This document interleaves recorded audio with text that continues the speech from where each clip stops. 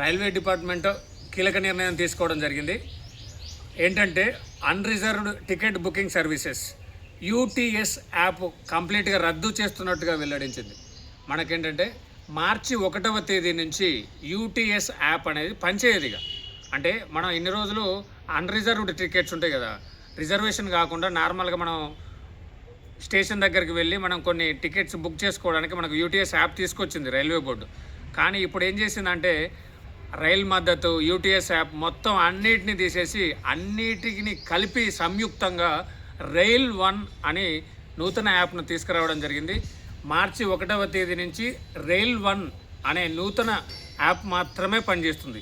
Reservation టికెట్లు అందులోనే, non reserve టికెట్లు అందులోనే, ప్లాట్ఫామ్ టికెట్లు అందులోనే, తిండికి సంబంధించి ఫుడ్ బుకింగ్ అందులోనే, అన్ని సర్వీసెస్ ఒకటే యాప్, అన్నిటికీ ఒకటే పరిష్కారం రైల్ 1 యాప్.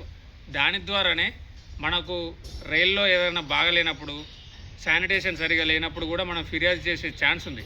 ఇక మార్చి 1వ తేదీ నుంచి మాత్రం యూటీఎస్ యాప్ పనిచేయదు. ఇంకోటి ఏంటంటే యూటీఎస్ యాప్లో ఆల్రెడీ కొంతమందికి ఇప్పుడు డబ్బులు ఉంటాయి. మరి అది ఎట్లా అంటారా? యూటీఎస్ యాప్లో already for example 450 rupees present ఉన్నాయి అనుకోండి. అవి ఏమవుతాయి అంటే if you login in to the rail 1 app download చేసుకొని మనం లాగిన్ అయితే ఆ 450 రూపాయలు మనకు ఈ యాప్లోకి వచ్చేస్తాయి. తర్వాత నెక్స్ట్ మనం టికెట్ బుకింగ్ చేసుకునేటప్పుడు ఈ అమౌంట్ యూజ్ చేసుకోవచ్చు. పైసలు ఎక్కడికి పోవు, మన పైసలు మనకానే ఉంటాయి.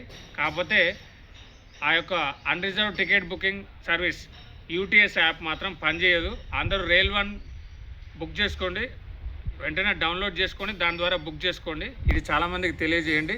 ఇలాంటి మరింత సమాచారం కోసం please subscribe and share this channel to everyone.